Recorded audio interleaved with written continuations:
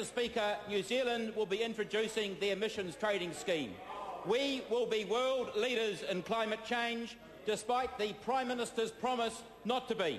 And I say that, sir, because we have no less a person than the Minister of Climate Change Issues, the Honourable Nick Smith, told this Parliament on the 24th of September last year and again on the 24th of November, we would be the first country in the world outside of Europe to have an emissions trading scheme, and it would be the most comprehensive in the world.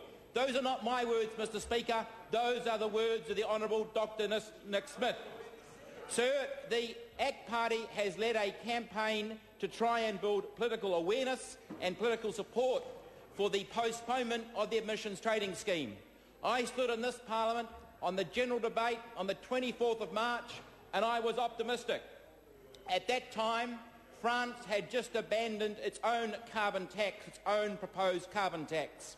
Over the last 3 months, Rodney Hyde and myself have held over 40 public meetings on this subject.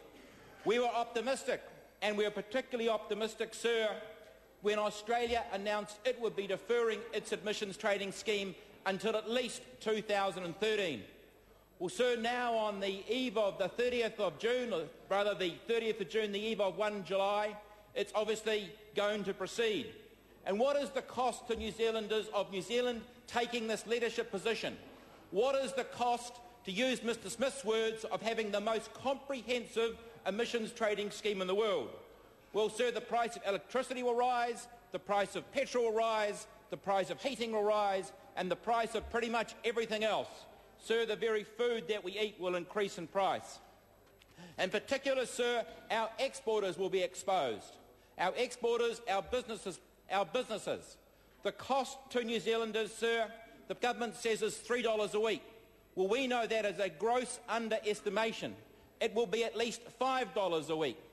And, sir, there will be some people in New Zealand who can comfortably afford $5, but for hundreds of thousands of disadvantaged, hundreds of thousands of New Zealanders on low incomes, an additional $5 a week in the cost of emissions trading scheme as a consequence of electricity and petrol prices will be substantial.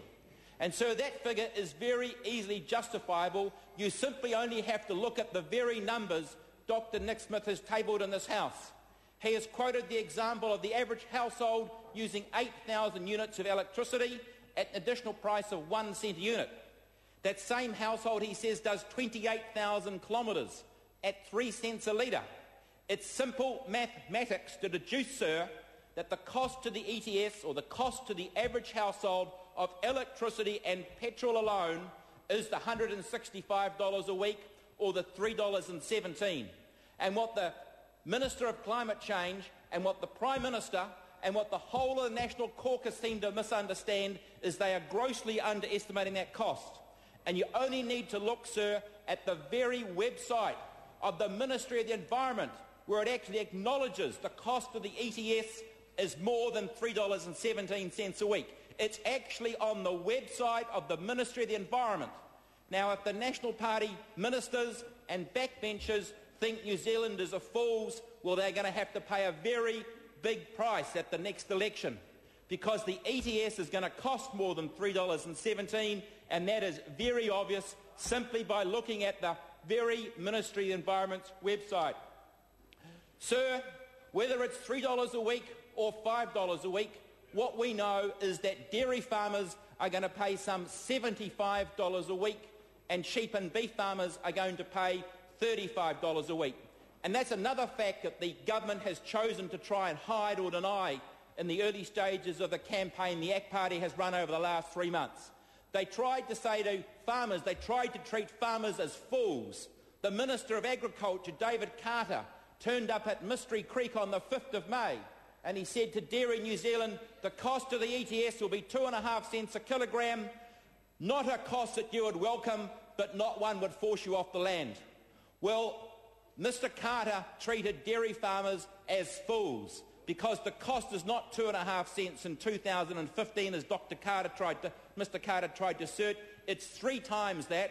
And so there are dairy farmers and there are farmers up and down the country who feel they've been treated by contempt by this National Party, as I'm sure there are many hundreds of thousands of householders.